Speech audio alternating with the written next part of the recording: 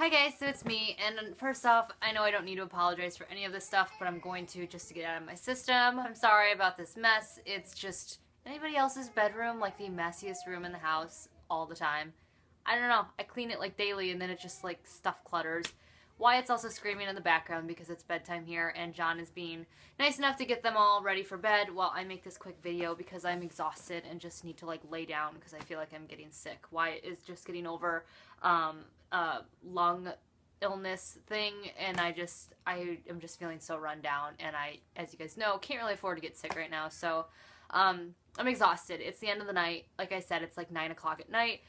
So if you hear screaming, either John or the children, I apologize, but bedtime lately here has not been the greatest time. So I wanted to do a donor update because I have not done one in a while.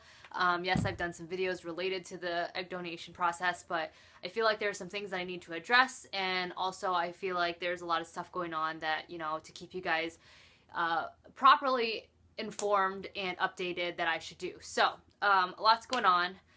Since we got, I think, last talked, I want to say, okay, so I kind of talked about in my things that I wasn't expecting video about lawyer stuff and all of that.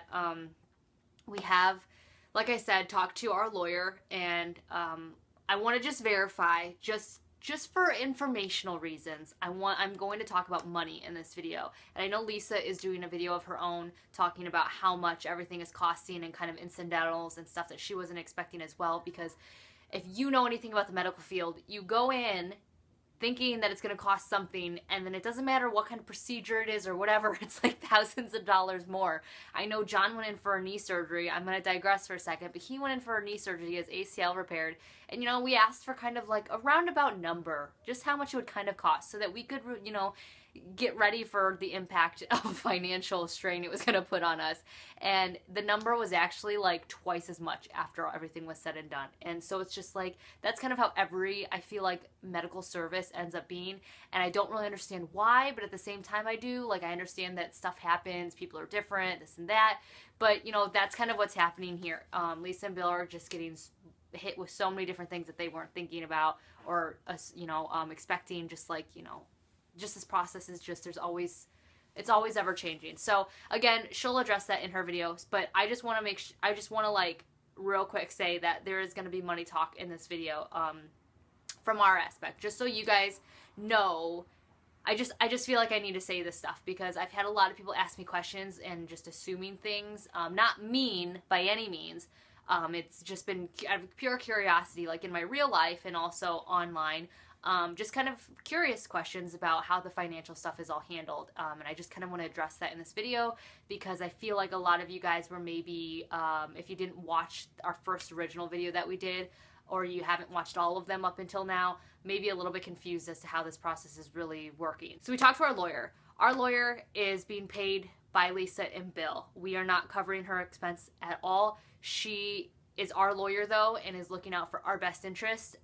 Right now, I think we're on our second draft of our contract, and I only say second draft not because me and Lisa or Bill and John, and not because we disagreed with anything that was going on or the agreements. It was just because the contract, there was some mumbo jumbo in it that just needed to be taken out. There were just a few things that my lawyer felt like it needed to be worded different, stuff like that. You know, her job is to look out for my well-being, which I appreciate. She's wonderful. I would release her name to you guys, but I think that gets a little bit too personal, but she's awesome. I got to pick her out myself from a list of egg donor type lawyers, but what I ended up doing was I was so confused because it's a lawyer not in my state.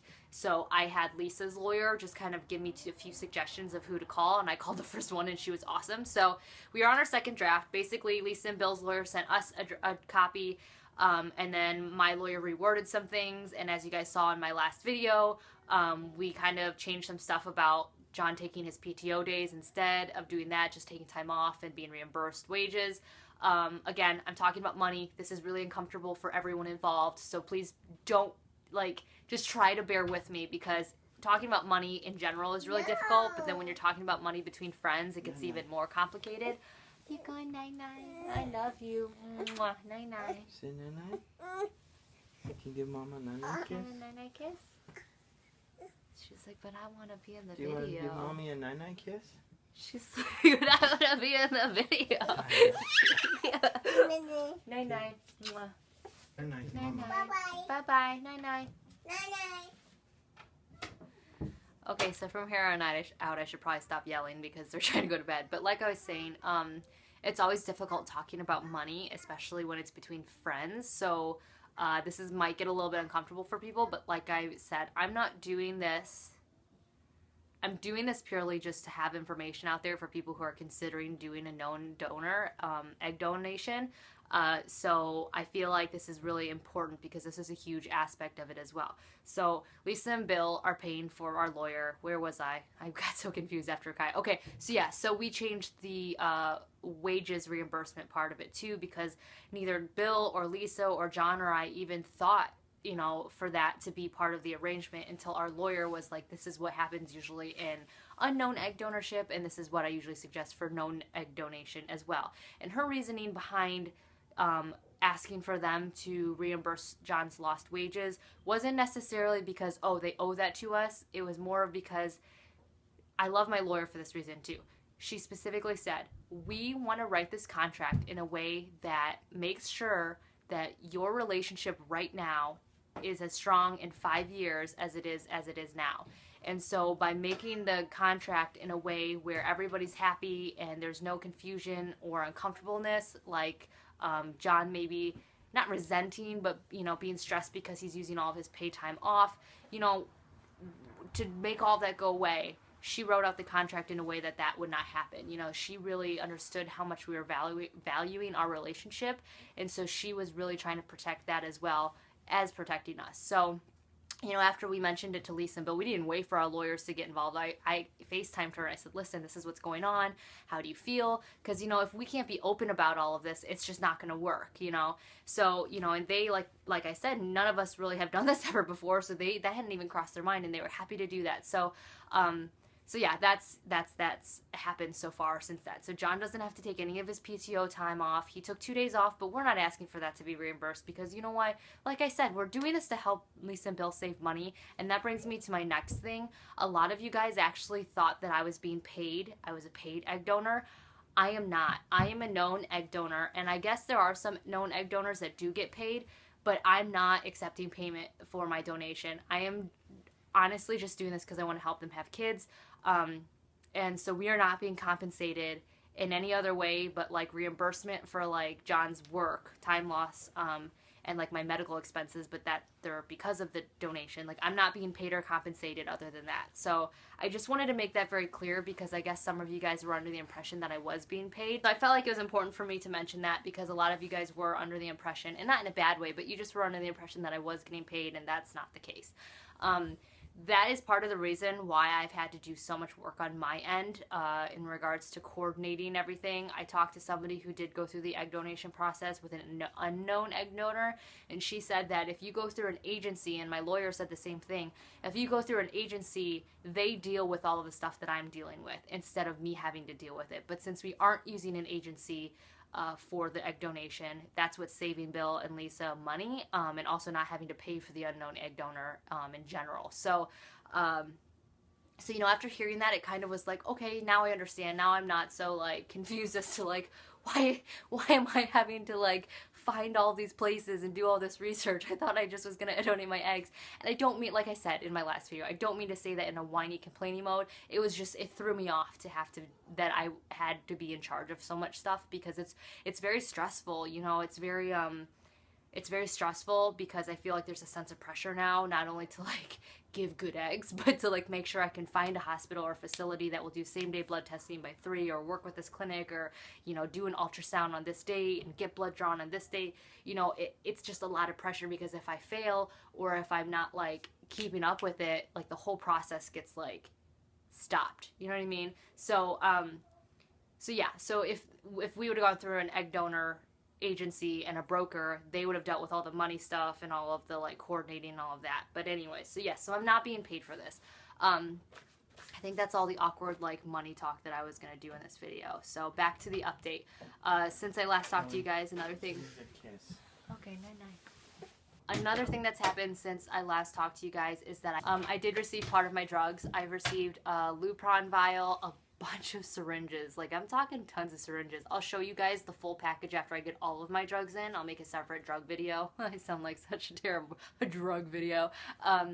But I got my Lupron, my Menopur, and just a ton of syringes, like I said. So I'm not scared of needles. I know a lot of you guys, I think, thought that my fear of the drugs was because of the needles and giving myself shots. That doesn't really scare me. I'm pretty used to needles, which that just came off the wrong way too. But I've just had so many medical procedures done and been sick with my pregnancy so much that, like, I've even had to, like, give myself catheter injections in my thigh during Wyatt's pregnancy. So, you know, that doesn't scare me. The thing that scared me about the drugs was just how my endometriosis was going to react to all the hormones being pumped into my body, and then also how I was going to react on the Lupron. So that was what my concern was. So anyways, I got tons of needles. I'm still waiting for all my hormones to get in and all of that stuff. There's a bunch of drugs that need to be refrigerated that they're going to deliver on Tuesday because they have to be overnighted since they need refrigerated. I know some Gonal-F pens are going to show up and stuff like that. So I received basically 1/3 of the drugs that I will be taking. It was a big box. It took me off guard because, you know, you hear a list of these drugs. You're like, okay, this many cc's or this many milligrams or this much of this or this how many times this day. You hear that in your head, but then when you see all this stuff in front of you, you're like, holy cow, that's a lot more than I thought. So I kind of had a little meltdown after I just saw 1/3 of the drugs show up at my doorstep. And it was very overwhelming.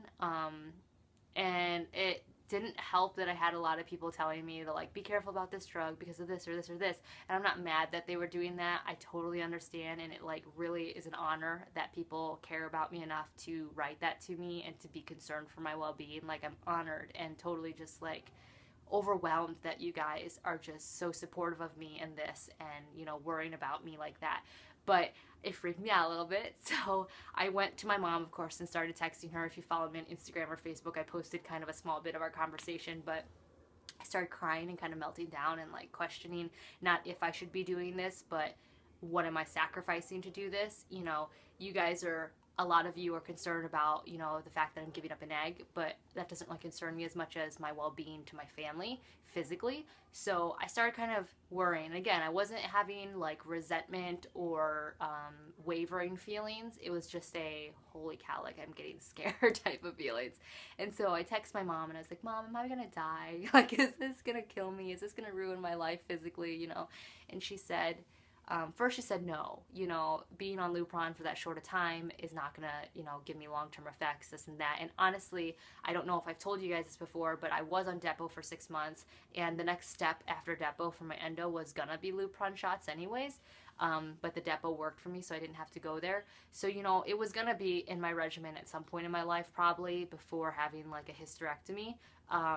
So that, you know, kind of set my mind at ease. But at the same time, too, hearing it from my mom, who's A, my mom and cares about me and wouldn't put me in danger, and B, is a nurse practitioner, OB/GYN, so knew about this stuff, was just really calming. She also said something really nice to me and said, you know, life is a risk, you know, you've thought about this.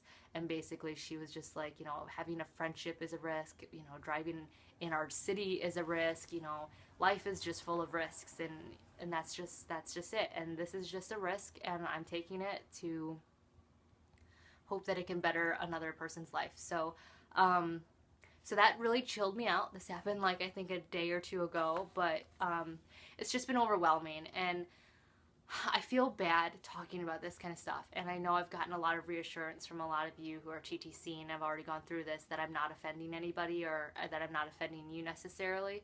But I hate complaining about this stuff because, as somebody said or stated on my Facebook, like, it's hard for some people to watch me go through this by choice, when there are so many people who have to go through this not by choice. And, you know, and I feel bad complaining, like I say, or I don't even know what the term is. I feel bad having the feelings that I'm feeling because, again, yeah, this is elective for me. And I'm just so sad that people have to do this just to have children. But at the same time, I really feel like, as an egg donor, and because I'm making these videos specifically for other egg donors for informational reasons, I feel like it's important for me to share these honest feelings with you and kind of my fears and what's going on day by day. So I just want you guys to know that I'm not trying to make, do you hear those dogs? They're nuts. They're nuts. Sorry. I'm not trying to make this, oh, poor me. I'm not trying to get sympathy. I'm not trying to belittle any woman's journey to have a child who has to go through this. And I'm not trying to flaunt my fertility, as somebody stated. Honestly, I mean, if I wasn't fertile, I couldn't donate. So I'm not trying to flaunt or just, you know, I'm not trying to offend anybody. I'm just trying to give this information for other egg donors, because my goal in this is making other people feel more informed, and maybe, just maybe, these videos, if people see it and see why I'm doing it and the process of it, and, you know, maybe if it goes really well and is really easy for me, or I'm, you know, I come out clean on the other end, you know, maybe it'll help more people wrap their heads around maybe donating themselves, or, you know, maybe just be more understanding towards a friend who might be going through it. So that's the only reason why I'm doing this videos. I swear I'm not trying to upset anybody or make anyone feel bad. I promise. I would never do that. But anyway, so my drugs are here. Overwhelming breakdown, done. I'm feeling okay again. I talked to Lisa though, and she had her meeting, her on-phone meeting with our nurse, and I kind of got a little overwhelmed again. The most, I think, frustrating part, which I know I'm not trying to complain or trying to belittle anybody else's experience, but the most frustrating part, I think, other than just like the scary, like what's going to happen in the end and are they going to get eggs, is also just the schedule. Like, Lisa and Bill are coming out the last weekend of June for Wyatt's birthday, and then they're going to drive me and both my daughters back to Chicago with them, and we're going to stay for 2 full weeks, and then John and Wyatt are going to join us on the 4th of July, and then stay until Monday. Now, the problem is that plan was contingent on me having my egg retrieval between the 11th and the 13th. Now what they're saying is that it could be through the 12th and the 14th. And I know it doesn't seem like a huge deal. It's only 1 day off, but that's one more day that John has to possibly take off work. That's one more day that we might have to be encroaching on Lisa and Bill's space. It's one more day that all of our kids are away from their home, and it's one more day that I potentially have to like work out and finagle with Ava's dad, because he's being nice enough to let us take her for those full 2 weeks. So it's just like the last minute changes, the not knowing if they're gonna like pull the plug or tell me I have to go in later or earlier. It's just all so overwhelming, you know, and I feel so terrible for Lisa and Bill, because they are just, you know, on top of having to deal with that as well, and Lisa being on her own set of drugs, they have to deal with the financial stuff. And that's really why I wanted to do this, was because I wanted to try to help them save as much money as I could. You know, I think it is so incredibly unfair that very well-meaning and quite perfect potential parents have to work so hard and spend so much of their money to have something that so many people take for granted or don't even want, you know. So, you know, that's what me and John's goal was just try to save them as much money, and it just tears me apart that she has to deal with that stress too right now. When she was telling me how much all the drugs cost, and I don't think she was doing it to like make me feel bad. I don't ever feel like she's doing that, but I want to know, you know, I want to know because I'm interested.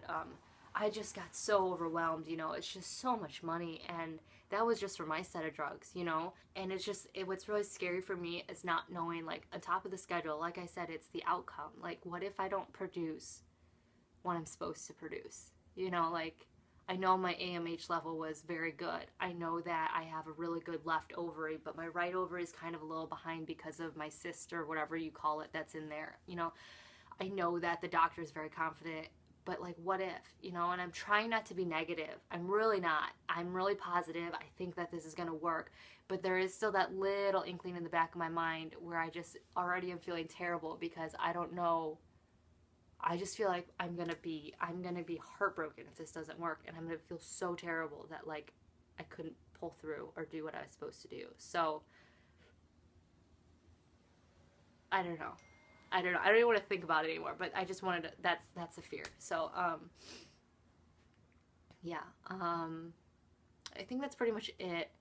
I'm waiting, I start my drugs on my first shot. Oh, okay, no, that's not it. So, another thing that's been frustrating is just the kind of, the way that they give information, and again, this might be different from each infertility clinic to infertility clinic, and again, if we are going through a donor agency, the donor agency would have probably made these appointments for me and found the places for me to go, but our nurse, when we were in Chicago, told me that Okay, so my meds need to be delivered by the 20th. Great, they're going to be here. The rest of them are going to be on Tuesday, which is the 17th. The 23rd, so that's, holy cow, that's next week. The 23rd, I have a phone consultation with my nurse, and then that's when I begin my Lupron. She's going to kind of talk to me about the drugs, when I'm supposed to be taking them.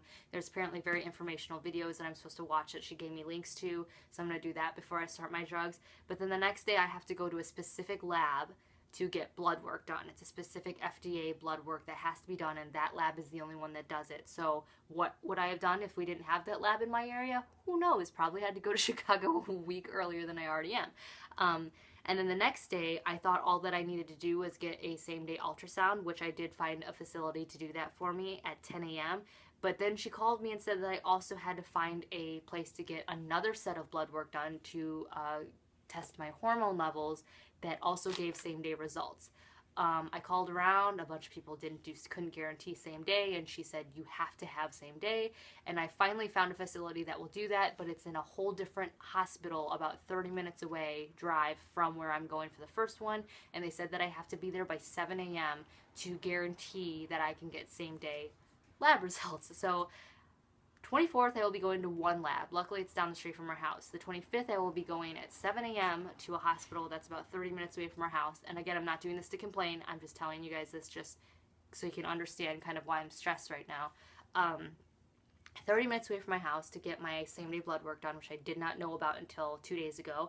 And then I have to drive about 20 to 30 minutes another direction to get to the other hospital to get my same-day follicle count done. So yeah, and then the 26th is my last birth control pill, and throughout this whole time I'm taking Lupron, and then the 30th I begin stimming, and by the 30th, that is my son's birthday. Lisa and Bill will be here, and we are actually leaving that afternoon to go back to Chicago, and then I will do all the rest of my stimming in Chicago with Lisa. It's kind of funny, Lisa and I are going to be so pumped full of drugs that I basically told her that, you know, we're either going to really love each other and be crying all the time, or we're really going to hate each other.